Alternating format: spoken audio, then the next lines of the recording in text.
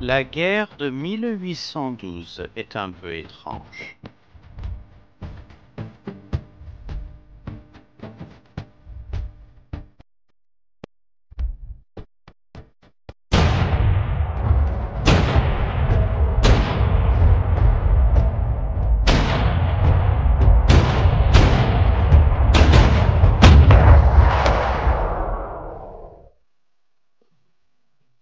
C'est une guerre qui occupait le plus grand théâtre terrestre de l'époque. Pourtant, elle a été largement combattue par les équipes B et C d'un côté pendant la majeure partie de sa durée, tandis que, pour l'autre, c'était presque une crise existentielle. Les objectifs de guerre déclarés des deux côtés, historiquement, ne ressemblent en rien à ce que la culture populaire aime nous dire qu'ils étaient, et cela s'est terminé dans la situation étrange où les Américains ont remporté une bataille après la fin officielle de la guerre, mais avec les Britanniques en contrôle de ce qui équivalait à environ 1,5 à 2 États américains entiers. Elle a également vu une brève renaissance du jusqu'alors obsolète quatrième rang, bien que sous la forme d'une grande frégate plutôt que d'un petit navire de capitale, et nous a donné des navires de ligne non océanique, ainsi que modifié radicalement le cours de l'expansion économique des États-Unis, façonnant en quelque sorte les États-Unis tels que nous les connaissons aujourd'hui. Une discussion sur l'ensemble de la guerre est bien sûr l'objet d'un travail en plusieurs volumes. Même la guerre en mer peut être divisée en 3 sections distinctes. Mais nous n'allons pas examiner la guerre en haute mer ou la guerre sur la côte américaine aujourd'hui. Au lieu de cela, nous allons jeter un coup d'œil relativement, en termes de toutes les études qui pourraient être faites sur cette question, bref regard sur un autre aspect unique de la guerre de 1812, la guerre navale totale sur les Grands Lacs, également appelée occasionnellement la guerre des Charpentiers, pour des raisons qui deviendront plus apparentes plus tard. L'un des objectifs de guerre déclarés des Américains était la conquête ou la libération du Canada, bien sûr, lequel dépend du côté sur lequel vous êtes réellement,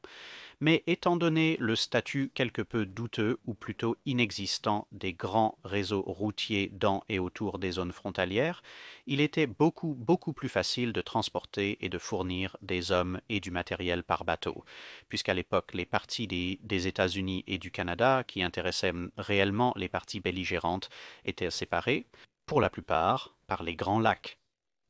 L'expansion vers l'ouest n'avait pas vraiment pris de l'ampleur, et donc, en théorie, vous pourriez contourner tout le problème en emmenant vos troupes dans une marche de plus de 1500 miles autour de l'extrémité ouest du lac supérieur, mais c'était largement et justement considéré comme un suicide, la seule question étant de savoir si ce seraient vos hommes, les locaux ou le temps qui vous tuerait en premier. Ainsi, pour atteindre ces objectifs de guerre, les Américains devaient contrôler les lacs. Les Britanniques, en revanche, devaient les arrêter pour garder le Canada en sécurité et prendre le contrôle des lacs eux-mêmes s'ils voulaient mener des offensives sérieuses aux États-Unis. Thomas Jefferson avait une vision plutôt optimiste des choses, écrivant au début du conflit que la libération du Canada ne serait qu'une question de marche vers les bras d'une population reconnaissante, qui leur permettrait ensuite de se regrouper et d'attaquer Halifax, qui était le seul endroit où il s'attendait à ce que les Britanniques opposent une résistance sérieuse. Il pensait que tout serait terminé et réglé d'ici 1813, achevant ainsi l'expulsion de l'autorité britannique sur le continent nord-américain. Ironiquement, c'était en fait principalement ses propres coupes dans l'armée américaine pendant sa présidence antérieure qui ont entravé une grande partie de la capacité des forces américaines dans la région à mettre réellement en œuvre ce plan. Eh bien cela et le fait que bien sûr les Canadiens étaient en réalité poliment désintéressés à l'idée de devenir la prochaine section des États-Unis. Et donc en 1812, les offensives américaines précoces sont devenues une sorte de désastre, en grande partie à cause de la position de départ de la guerre, les Britanniques contrôlant les lacs. À l'époque, le contrôle était exercé par 2 petites escadres de 4 navires chacune, composant la marine provinciale, une escadre naviguant sur le lac Ontario et l'autre sur le lac Erie. La première était basée à Kingston, à l'embouchure de la rivière Saint-Laurent, sur le côté nord-est du lac Ontario, et la seconde était basée à Amherstburg, à l'extrémité ouest du lac Erie.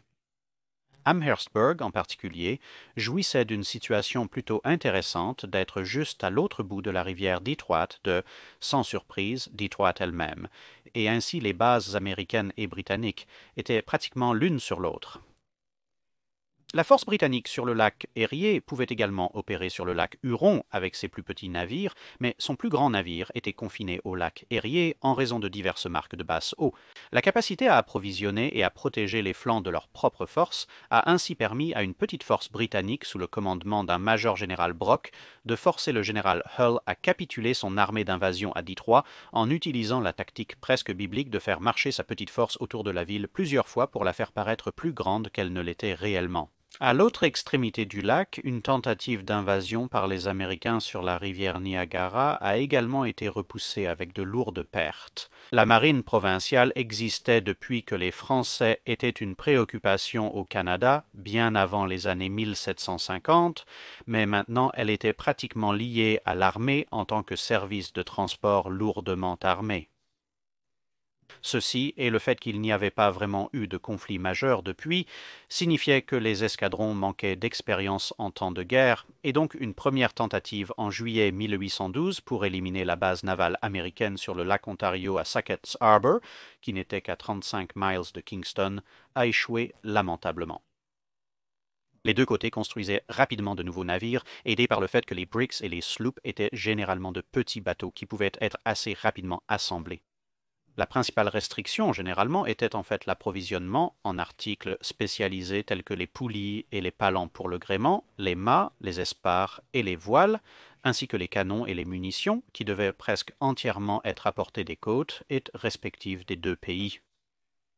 Les Américains avaient l'avantage d'un réseau de transport intérieur légèrement plus développé à partir de ports tels que Boston, New York et Baltimore, tandis que les Britanniques avaient l'avantage du fleuve Saint-Laurent leur permettant de débarquer des fournitures à Montréal, qui était physiquement beaucoup plus proche des lacs, mais disposait alors d'un réseau de transport beaucoup moins développé à partir de Montréal en direction de l'ouest. Au moment de cette première attaque sur le port de Saquette, la marine provinciale avait recruté quelques navires supplémentaires pour leur donner une force totale d'une goélette, 3 schooners et 2 bricks, et était en train de voir s'il y en avait d'autres qu'ils pourraient saisir. La force américaine, composée du Brick United States Ship Oneida et de schooners en conversion, a repéré la majeure partie de la force britannique se dirigeant vers eux depuis le sud grâce à un guetteur à bord de l'Oneida. Cela serait une caractéristique constante de la guerre pour le lac Ontario, avec les deux bases si proches l'une de l'autre qu'avec un bon temps, un homme au sommet d'un mât particulièrement haut avec un œil aiguisé ou un télescope pourrait repérer les mouvements ennemis presque dès qu'ils avaient quitté le port en cherchant des voiles. Après un court trajet en mer, à une distance où l'on entendait encore les cris de sa base, on pouvait observer directement le port ennemi. Une idée de la petite échelle de la guerre et des navires impliqués, à ce stade du moins,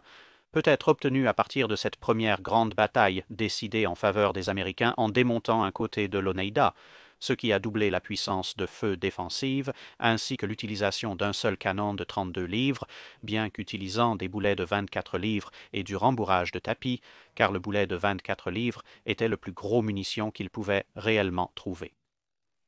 La somme totale de la puissance de feu des deux côtés combinés n'aurait pas égalé un navire de troisième rang, ou même certaines des plus grandes frégates, et le canon de 32 livres, comme nous l'avons dit, serait décisif avec un seul tir endommageant gravement le navire amiral britannique, Her Majesty's Ship Royal George en le ratissant par la poupe alors qu'il se tournait pour amener son autre bordée à portée. La seule autre présence navale américaine sur les lacs à l'époque était le United States Ship Adams, basé à Detroit, mais celui-ci a été capturé par les Britanniques, avec le reste de Detroit, puis peu de temps après brûlé lorsque les Américains ont tenté de le reprendre. Après cette brève effervescence d'activité, les choses se sont calmées des deux côtés alors qu'ils commençaient à convertir et à construire plus de navires. La marine américaine a envoyé le commodore Isaac Chauncey pour essayer de régler les choses. Bien qu'il soit ostensiblement censé récupérer la situation sur le lac Erie, il finirait par concentrer la plupart de son attention sur le lac Ontario à la place. Il a fait venir des charpentiers et constructeurs de navires qualifiés de la côte est des États-Unis pour développer les actifs navals américains dans la région, et a mené une contre-attaque sur Kingston à la tête d'une petite flottille. Mais cela a également été repoussé, principalement par des fortifications basées à terre, mais n'a pas été aidé par l'explosion d'un canon à bord de l'un de ces nouveaux schooners. Contrairement à une guerre navale océanique à part entière, les navires à ce stade étaient suffisamment petits pour qu'un ensemble relativement petit de défense terrestre puisse se révéler assez efficace. Les premiers résultats de ces efforts de construction seraient la sloop of war United States Ship Madison, relativement puissante pour cette année du moins, qui a plus que doublé la puissance de feu américaine effective sur le lac. Il convient de noter à ce stade que, selon la source, les termes sloop et corvette sont pratiquement utilisés de manière interchangeable pour décrire de petits navires de 16 à 24 canons. Le temps hivernal forcerait peu de temps après une réduction des efforts de guerre dans la région, mettant fin à l'aspect opérationnel du conflit en 1812 lui-même, bien que l'arrivée d'un certain nombre d'officiers de la Royal Navy à Kingston verrait les Marines provinciales commencer une réorganisation et une montée en puissance similaire au cours des mois à venir. Alors que tout le monde s'installait pendant l'hiver, le début d'une course aux armements navals qui caractériserait une grande partie du conflit à venir a commencé avec les Britanniques qui ont construit une frégate de 30 canons à York ainsi que 2 autres sloops. Alors que 1813 arrivait, les Américains commenceraient à travailler sur une frégate de 24 canons de leur propre, un aspect notable de cette compétition étant que les navires étaient conçus pour transporter des armements exceptionnellement lourds pour leur taille, une batterie complète de longs canons de 24 livres dans le cas des Américains. Cela était en grande partie dû au fait que les navires n'avaient pas besoin d'un déplacement aussi important pour les fournitures en raison de leur rayon d'action relativement court, et aussi parce qu'ils n'avaient pas besoin d'être construits selon des normes et une durabilité océanique complète et une stabilité, car en cas de mauvais temps, ils pouvaient simplement se réfugier dans le port. Chauncey a également profité de la pause pour aller inspecter le lac Erie, identifiant l'original Erie en Pennsylvanie comme un lieu approprié pour commencer des activités de construction similaires, et il a fait appel à un certain Oliver Hazard Perry pour prendre la relève en tant qu'officier supérieur sur ce lac. Le lac Erie, et par extension le lac Huron, était essentiellement sous contrôle britannique après la reddition des forces américaines à Detroit pendant la durée de 1812. Principalement parce qu'il n'y avait pas de navires substantiels présents pour défier les Britanniques, ce qui a plutôt aidé. Au fur et à mesure que la glace commençait à reculer au printemps de 1813, les Britanniques recevaient également des renforts supplémentaires sous la forme d'hommes et de fournisseurs dirigés par le Commodore Sir James Yeo, qui deviendrait le numéro opposé de Chauncey et son principal adversaire pour la prochaine étape du conflit. Alors que Kingston était encore largement pris dans la glace, Chauncey voulait attendre qu'elle soit dégagée pour l'attaquer directement. Mais avec une élection à venir dans l'État de New York, la pression politique du président, qui voulait renforcer le soutien à son parti républicain, signifiait qu'une attaque a été lancée plus tôt que prévu fin avril 1813, visant plutôt York, qui était déjà débarrassé de la glace. Avec l'Oneida et le Madison à la tête d'une escadre navale de 14 navires, les 12 autres étant un mélange de navires plus petits et avec la majorité des marins provinciaux toujours coincés à Kingston, les Américains ont pu débarquer des troupes, repousser la garnison, brûler la frégate de 30 canons Her Majesty's Ship Sir Isaac Brock, qui portait le nom du général récemment tombé alors qu'elle était encore en construction, et ont également réussi à s'emparer du Her Majesty's Ship Duke of Gloucester, une brigantine qui était partiellement démontée et en réparation à l'époque. Renommée York, elle servirait de navire de stockage de poudre à Sackett's Harbour. La principale source de perte était en fait le grand magazine de la ville, qui a explosé, causant 260 victimes parmi les troupes attaquantes. Cette raid a radicalement modifié l'équilibre des forces navales, car avec la perte du Brock, la marine provinciale n'aurait rien à opposer à la future frégate américaine lorsqu'elle serait achevée. Le mauvais temps et la mauvaise discipline ont affaibli les troupes utilisées dans l'assaut, ce qui a ensuite retardé l'assaut de suivi ultérieur du fort George, jusqu'à environ 1 mois après le début de l'opération contre York. Néanmoins, l'attaque contre le fort George, qui, comme York, était à l'extrémité ouest du lac, a été un succès éclatant, capturant le fort en grande partie intact avec des pertes minimales, bien que l'essentiel des forces britanniques ait pu se retirer, en partie grâce à un retard. Cela a donné aux Américains une base à l'extrémité ouest du lac Ontario et le contrôle de l'entrée de la rivière Niagara, le commandement d'Oliver Hazard Perry sur les goélettes en soutien rapproché des troupes étant noté comme exceptionnel. Une fois de plus, le contrôle des lacs avait permis le transport, le déploiement et le soutien des troupes qui n'auraient presque certainement jamais réussi à marcher sur toute la longueur du lac et à mener une attaque dans des conditions aussi bonnes. On peut se demander ce que faisaient les Britanniques à ce moment-là, alors que la glace avait presque entièrement disparu. Eh bien, en partie, ils subissaient un changement de commandement, les officiers de marine qui avaient pris le commandement de la marine provinciale étant maintenant remplacés par le cadre du commodore Yeo envoyant ses prédécesseurs à divers rôles de commandement naval sur le lac Erie et le lac Champlain. La première grande décision de Yeo fut d'embarquer tous les soldats disponibles sur ces navires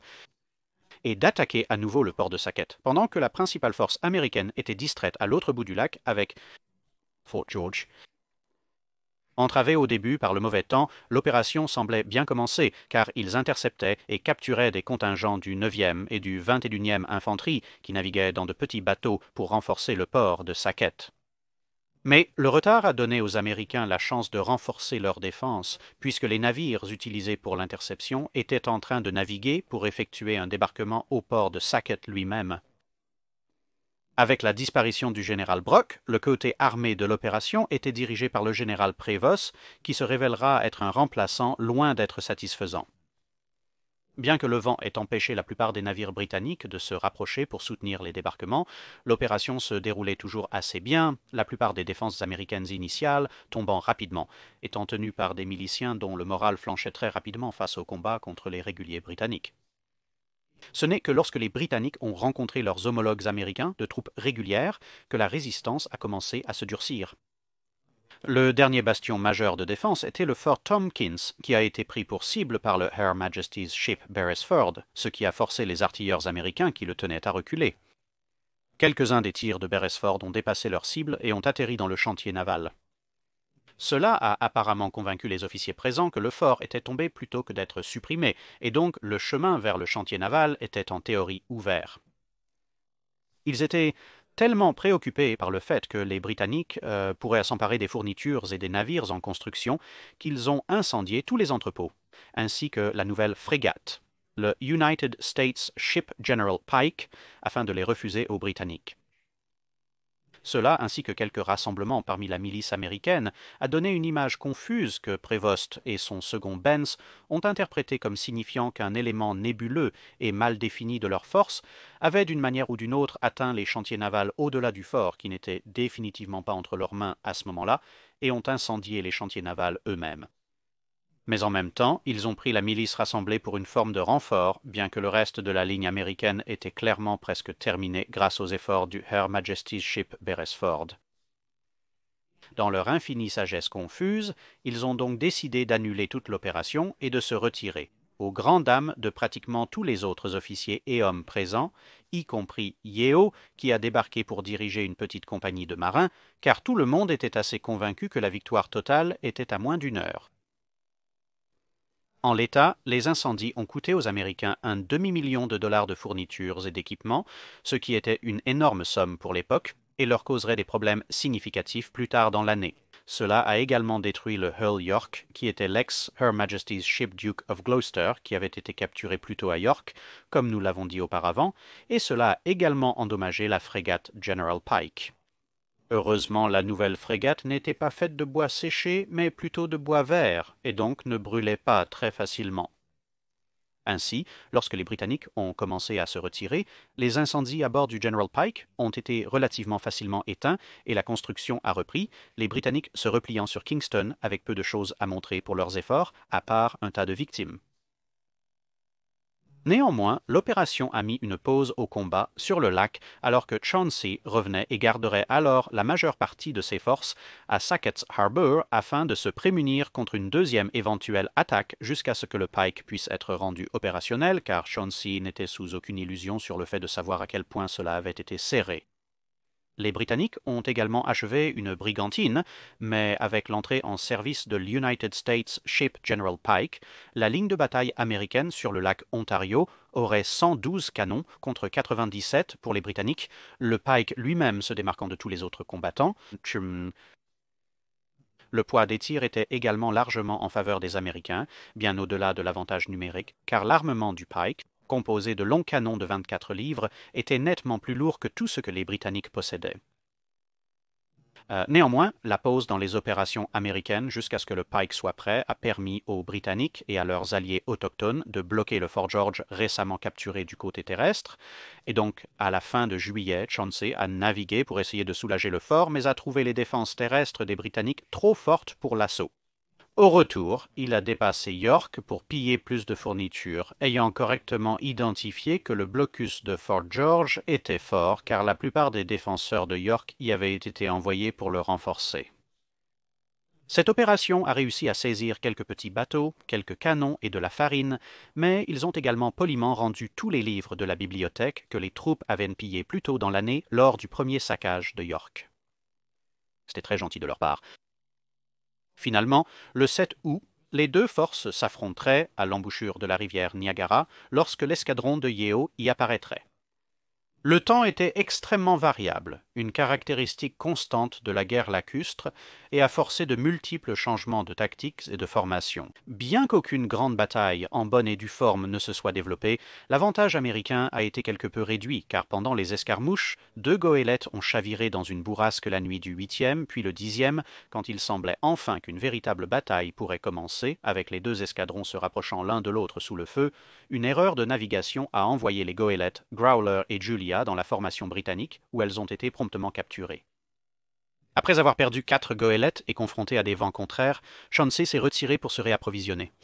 La perte de 24 canons des 4 goélettes a mis l'escadron américain à un léger désavantage en termes de nombre de canons, mais ils avaient toujours le General Pike et donc conservaient toujours la puissance de feu. Des escarmouches similaires le long du lac Ontario continueraient. Le 11 septembre, Chauncey a trouvé l'escadron de Yeo en panne juste à l'est du Niagara et a commencé un bombardement à longue portée, utilisant son avantage en canons longs lourds de la meilleure façon possible. Cela aurait pu être la fin de la lutte pour le contrôle du lac si ce n'était pour une brise soudaine qui a permis aux navires britanniques de se retirer, l'escadron américain étant incapable de poursuivre en raison de l'United States Ship Oneida et d'un certain nombre de navires plus petits, étant quelque peu lent dans les airs légers, et Chauncey ne voulant pas diviser son commandement et laisser l'un de ses plus grands navires derrière. Quelques semaines plus tard, les 2 escadrons se croiseraient à nouveau à l'extrémité ouest du lac, Chauncey ayant partiellement résolu le problème de vitesse en faisant remorquer l'Asp, l'Ontario et le Fair American, les pires de ses navires à voile, par le General Pike, le South et le Madison. Alors que les Britanniques essayaient peu de se concentrer sur les goélettes américaines plus faibles à l'arrière de la ligne, Chauncey a fait demi-tour à bord du Pike et a engagé le navire amiral britannique Wolfe dans une action à courte portée vicieuse, abattant 2 de ses mâts et mettant Yeo en danger d'être capturé. Cependant, à ce moment-là, la journée a été sauvée par le Her Majesty's Ship Royal George qui s'est interposé entre le Pike et le navire amiral en difficulté, forçant Chauncey à s'occuper du plus petit navire qui représentait toujours une menace majeure à courte portée en raison de la batterie de lourdes caronades qu'il portait, ce qui lui permettait d'égaler le poids de bordée du Pike en action rapprochée. Cela a donné le temps au Wolfe de se ressaisir et de commencer un retrait, l'engagement se terminant par une poursuite générale des Américains qui a été écourtée par un nouveau changement de temps et Chauncey évaluant qu'avec le Pike endommagé par les tirs britanniques et un certain nombre de ses propres canons explosant ou se fendant, et avec le temps menaçant de pousser tout le monde à terre sur le territoire britannique, une poursuite continue conduirait presque inévitablement à ce que tous les navires qui ont réellement survécu soient récupérés depuis la côte. Servir dans la marine britannique n'étant pas souhaitable, il valait mieux se retirer. Bien que l'engagement lui-même n'ait pas entraîné de pertes majeures de part et d'autre, les dégâts plus importants infligés à l'escadron britannique ont temporairement confié le commandement du lac Ontario aux Américains, tandis que la marine provinciale se retirait pour réparer. Cela permettrait ensuite à l'escadron américain de capturer un petit convoi de navires britanniques et de repositionner l'armée de Fort George, qui, comme il s'est avéré, n'accomplissait pas grand-chose, de retour à Sackett's Harbor en préparation de l'attaque prévue sur Montréal, qui était prévue pour 1814. Après quelques escarmouches, l'armée a commencé à descendre le Saint-Laurent pour installer son camp d'hiver pour cette attaque, mais l'escadron de Yeo était maintenant réparé, et avec un blocus difficile en raison du mauvais temps de plus en plus, un petit détachement de navires britanniques a réussi à les poursuivre et, avec des troupes à bord, a aidé à vaincre les forces américaines lors de la très confuse et improbable bataille de la ferme de Chrysler, qui a ainsi mis fin à la menace sur Montréal. La perte de cette force signifiait que plus de troupes étaient retirées de la région de Niagara et déplacées par bateau à Sackett's Harbor. Cette dilution de force conduirait alors au succès britannique dans la capture du fort Niagara et la bataille de Buffalo vers la fin de l'année, cette dernière résultant en la combustion de 3 goélettes et d'un sloop de la formation du lac Erie. Puis, le temps et la glace ont encerclé un lac Ontario qui était pratiquement revenu à un état de confrontation armée, alors que les deux côtés se préparaient à leur programme de construction hivernale. Cependant, sur le lac Erie, les choses avaient été beaucoup plus excitantes. Partant d'un total de rien, Oliver Hazard Perry a commencé à travailler d'abord sur la finition de 2 briques que son prédécesseur avait commencé, puis à mettre en action une collection de navires plus petits basés à Black Rock, où le contrôle britannique précédent de Fort Erie les avait saisis. Alors que le commandant Barclay du côté britannique avait du mal à terminer le Her Majesty's Ship Detroit en raison d'une pénurie de fournitures et du fait que le personnel formé de la Royal Navy sur le lac ne comptait qu'un total de 8, y compris lui-même, le reste étant un mélange de personnel de la marine provinciale d'avant-guerre et de soldats qui avaient été recrutés pour compléter les effectifs, aucun des deux n'étant particulièrement apprécié par Barclay en tant que bon marin. Alors que Perry s'occupait de son propre navire, les Britanniques maintenaient un blocus serré de l'autre côté de la barre de sable qui protégeait le port américain. Mais à la fin de juillet, alors que Barclay était distrait, Perry a réussi à déplacer la majeure partie de ses forces à travers la barre de sable en les dépouillant de leurs canons, puis en envoyant les navires allégés à travers l'eau peu profonde, les canons suivant sur des barges. Cette mise en place de force, Perry ayant des nombres supérieurs et le Her Majesty's Ship Detroit n'étant pas encore achevé, a forcé Barclay à se retirer, ce qui a renversé la situation et Barclay est maintenant celui qui est bloqué dans son propre port d'attache d'Amherstburg. Au début septembre, avec des approvisionnements en baisse, Barclay n'avait d'autre choix que de tenter de briser le blocus. Les Britanniques, dans ce scénario, avaient un léger avantage en termes de puissance de feu en utilisant des canons à longue portée, et ils avaient un ou plusieurs grands navires de guerre, du moins pour une certaine valeur de grand, mais leur force ne comptait que 6 navires au total, tandis que la force américaine était de 9, avec 3 grands et 6 plus petits navires.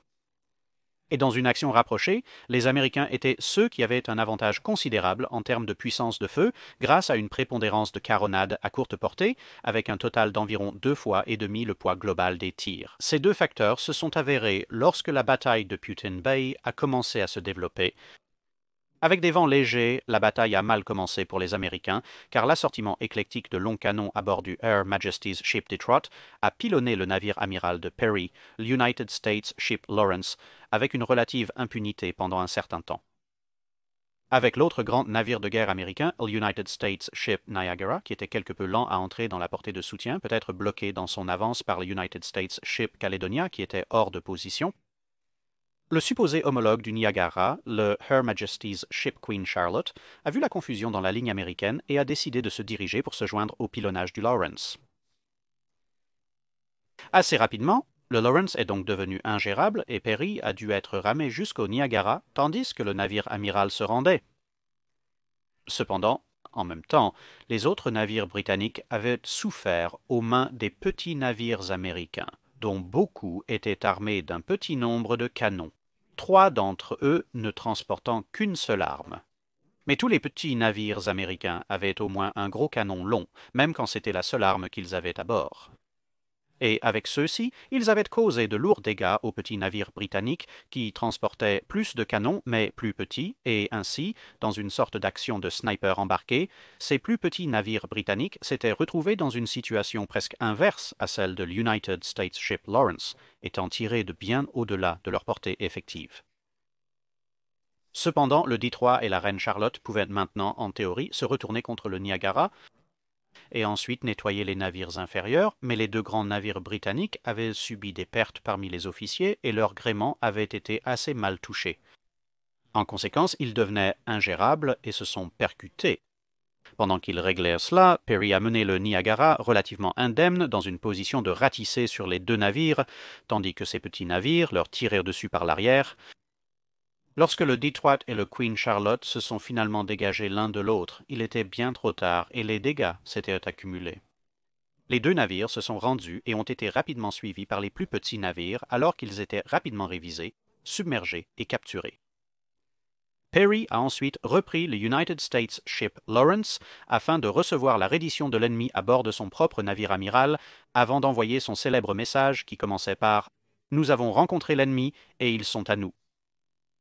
Cette victoire décisive, qui en termes navals serait l'engagement le plus décisif de tous les conflits sur les Grands Lacs, a donné aux Américains le contrôle total du lac Erie, qui ne serait pas perdu pour le reste de la guerre, et pendant 1913, cela permettrait alors à Perry d'accomplir la tâche vitale de toute force navale des Grands Lacs, qui était le transport de troupes.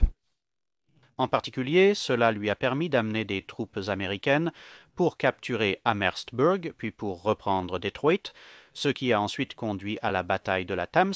où le chef amérindien Tecumseh a été tué, brisant l'alliance des tribus qu'il avait construite et forçant les Britanniques à adopter une posture purement défensive dans cette zone d'opération pour le reste de la guerre, car ils s'étaient beaucoup appuyés sur l'alliance de Tecumseh comme allié. Cependant, comme mentionné précédemment, 4 des navires du lac Erie seraient détruits par les Britanniques plus tard dans l'année lors de la bataille de Buffalo. Le lac Champlain était relativement calme. Une petite force américaine avait été établie fin 1812, mais avait été rapidement contrée par une force britannique similaire, qui avait capturé quelques sloops américains au début de 1813, renversant ainsi de manière décisive le rapport de force numérique et donnant aux Britanniques une supériorité incontestée pour le reste de 1813, ce qui leur permettrait de mener un certain nombre de petites incursions et autres opérations dans la région. Cependant, cette zone opérationnelle, la plus petite des lacs, était relativement calme pendant 1813, puis l'année a avancé vers 1814, et les choses ont commencé à changer une fois de plus. En 1812 et 1813, pratiquement tout ce qui flottait et sur lequel on pouvait fixer un canon était utile. Même une petite goélette avec un seul long canon avait été un combattant quelque peu efficace. Maintenant, le programme de construction hivernale de 1813-14 changerait tout cela. Le premier à sortir des blocs était Yeo. Il avait renommé une grande partie de sa flotte pour introduire une certaine uniformité et pour éviter la duplication avec les navires de la Royal Navy sur les océans qui partageaient les mêmes noms que certains de ces navires avaient précédemment. Il avait également commencé la construction de 2 grandes frégates, le Her Majesty's Ship Prince Regent et le Her Majesty's Ship Princess Charlotte. Cette dernière était une grande frégate de 5e rang avec 42 canons, tandis que la première était une solide frégate de 4e rang, à peu près à mi-chemin entre une frégate et un petit navire de ligne. Les jours où le United States Ship General Pike était la chose la plus redoutable sur les lacs étaient bel et bien révolus. Encore une fois, ces 2 navires montaient des canons exceptionnellement lourds, même pour des navires de leur taille, sur des coques beaucoup plus légères que leurs homologues océaniques en raison des restrictions de l'exploitation en lac d'eau douce. En raison de leur construction précoce, les 2 navires britanniques étaient prêts à servir peu après la fonte des glaces, et cela suffisait pour que les opérations commencent avec Yeo, qui en profitait pleinement, envisageant initialement une autre attaque sur le port de Saquette, en grande partie pour stopper ou retarder la réponse américaine à ces nouveaux navires. Mais les troupes nécessaires pour attaquer les fortifications désormais beaucoup plus solides n'étaient pas disponibles, principalement à cause du général Prévost. Au lieu de cela, Yeo a pris pour cible le petit village d'Oswego et son fort accompagnateur qui était le dernier point de rassemblement majeur pour les fournitures venant de New York à Chauncey. À ce moment-là, la plupart des canons pour l'une des nouvelles frégates américaines étaient soit en route, soit stockés là-bas, du moins selon les renseignements, et donc une attaque et une saisie non seulement neutraliseraient les efforts de construction dans le port de Saquette, car un navire sans canon était assez inutile, mais cela permettrait également à Yeo de réarmer certains de ses plus petits navires avec de plus gros et plus méchants canons et carronades, ayant tout juste débarrassé les Américains de ceux-ci. Au début de mai, un débarquement a été tenté, mais une fois de plus, la chance de Yeo avec le temps a mal tourné, et un vent du sud a rendu impossible pour les navires de fournir un soutien de feu, ce qui a entraîné un retard du débarquement jusqu'au lendemain. Cela a permis aux défenseurs de repositionner la plupart de leurs propres canons le long de la ligne d'attaque attendue. Malgré le fait que la plupart des réguliers britanniques aient eu leur poudre trempée et rendue inutile lors des débarquements, entre les baïonnettes fixes et un soutien de feu intense des deux nouvelles frégates, le fort a été surmonté et capturé, bien que les pertes ayant été plus élevées que l'idéal grâce à l'absence presque totale de mousqueterie du côté britannique.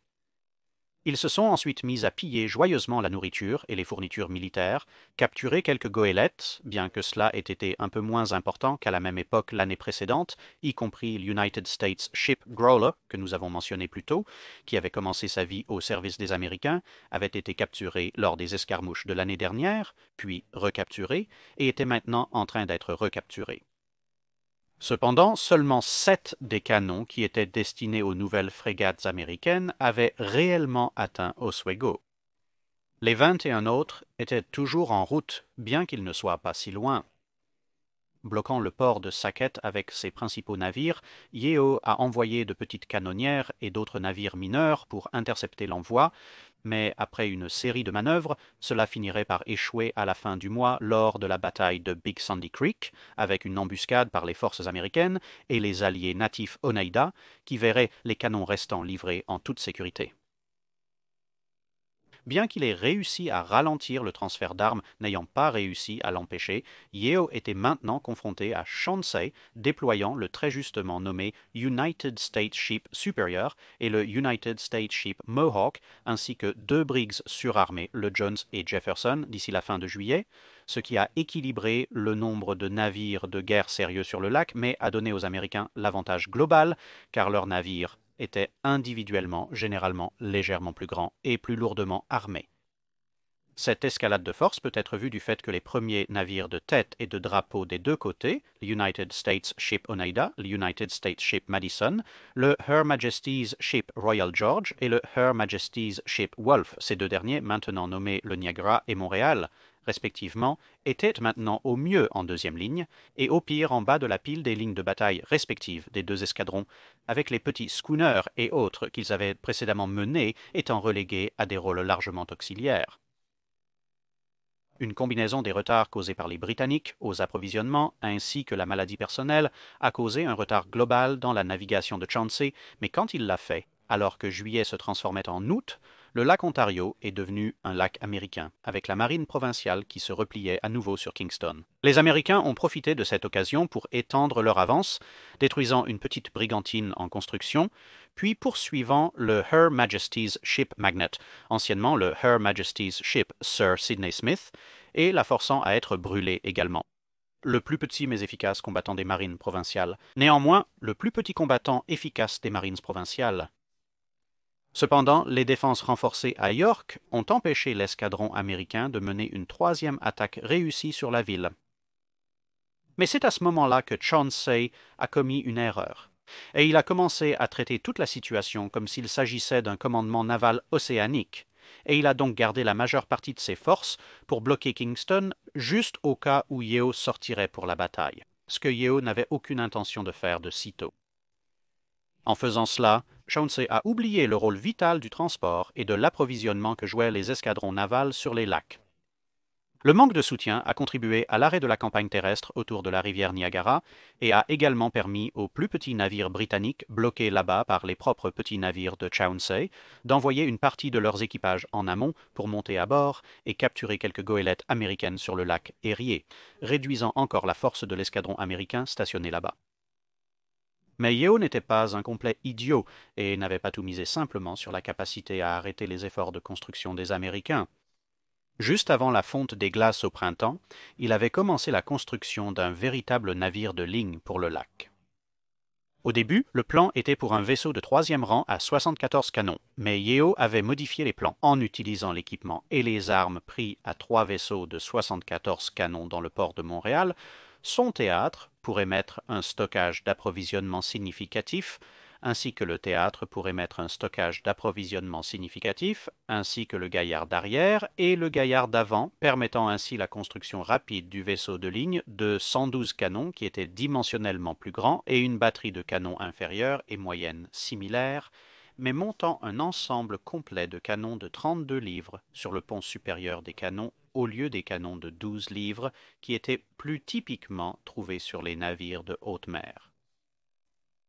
Ce navire, le Her Majesty's Ship St. Lawrence, a été lancé le 10 septembre, les Américains essayant tout, du défi direct à la bataille, à une mine flottante précoce, jusqu'à ce que le navire soit achevé, car, entre autres choses, il a été frappé par la foudre le 19 octobre. Mais à la mi-octobre, le navire était en service et l'équilibre des pouvoirs avait presque définitivement basculé en faveur des Britanniques. C'était donc maintenant au tour de Chauncey de se cacher sous le blocus, tandis que Yeo, riant probablement en britannique depuis le pont du Her Majesty's Ship St. Lawrence, s'efforçait de réaffirmer sa dominance, bien qu'il tomberait également maintenant dans le monofocus et s'installerait promptement à l'extérieur du port de Saquette, négligeant de même beaucoup des devoirs de ravitaillement et de transport qui étaient le véritable but de l'existence de toute escadre du lac.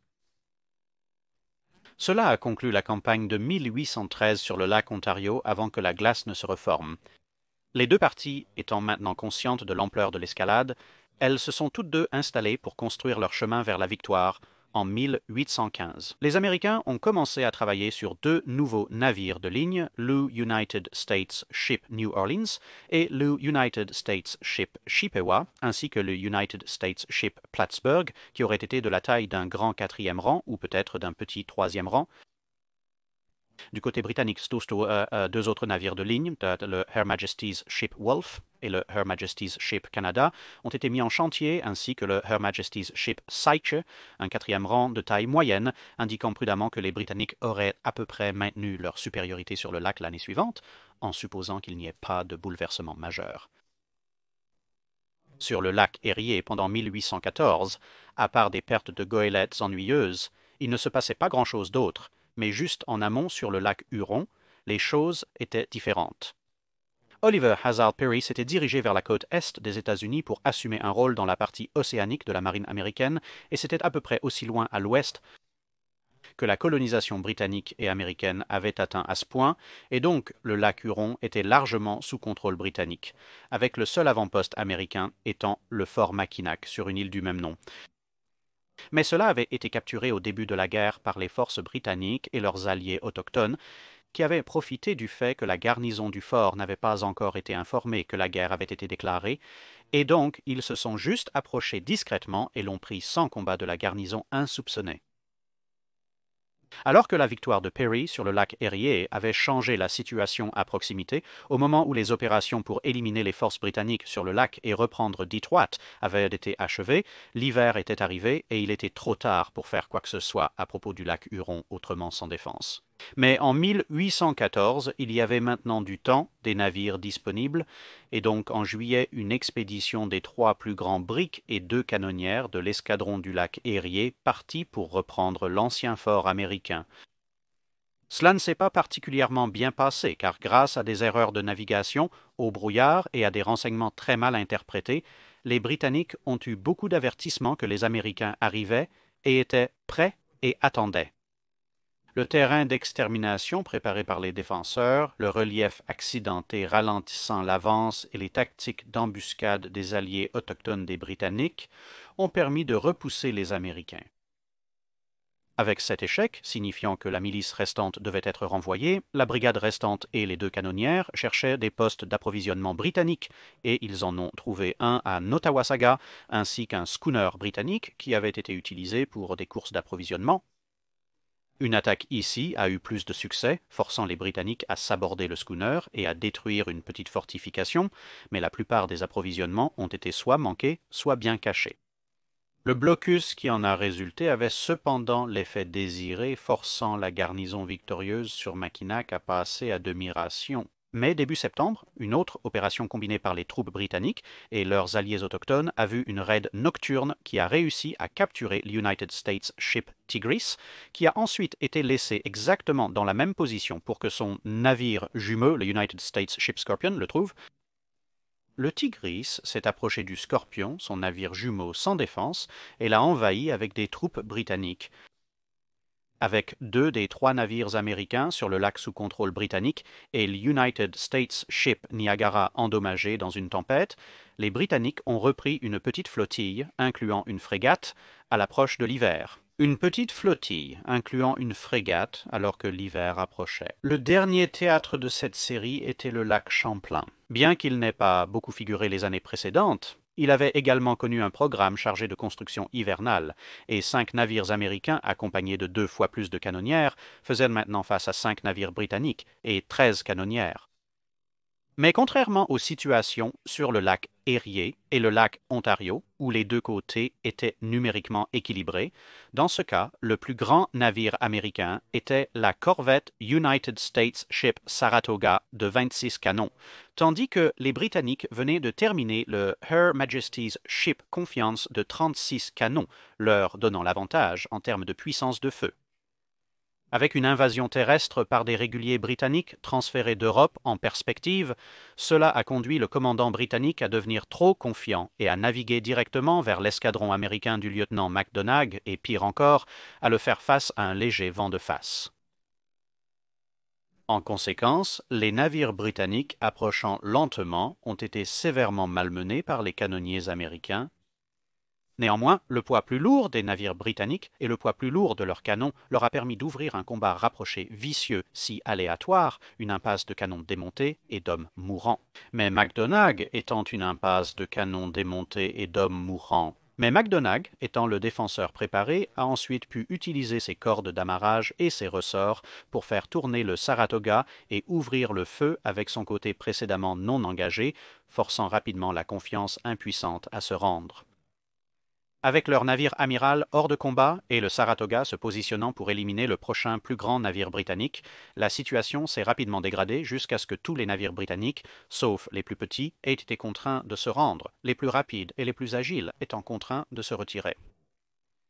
En conséquence, malgré un léger avantage dans l'engagement terrestre qui se déroulait à proximité lors de la bataille de Plattsburgh, les forces terrestres britanniques ont ensuite été contraintes de se retirer car, une fois de plus, la perte de la capacité à contester le lac signifiait la perte de la capacité à ravitailler et à transporter des troupes, et ainsi la position terrestre britannique est devenue intenable.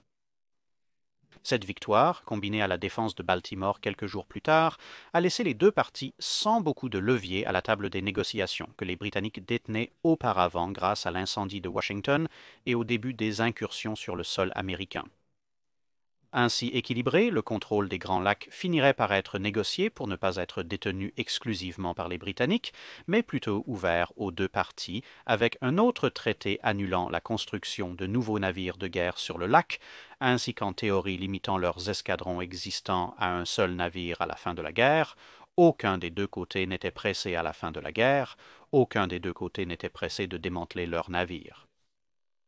Bien que les navires américains, pour la plupart grossièrement finis à Greenwood, soient rapidement tombés en désuétude, les Britanniques ont réussi à maintenir leurs navires un peu plus longtemps, construisant un grand entrepôt en pierre où le gréement et autres équipements étaient soigneusement conservés, en théorie leur permettant de remettre toute leur flotte lacustre en service en moins d'une semaine.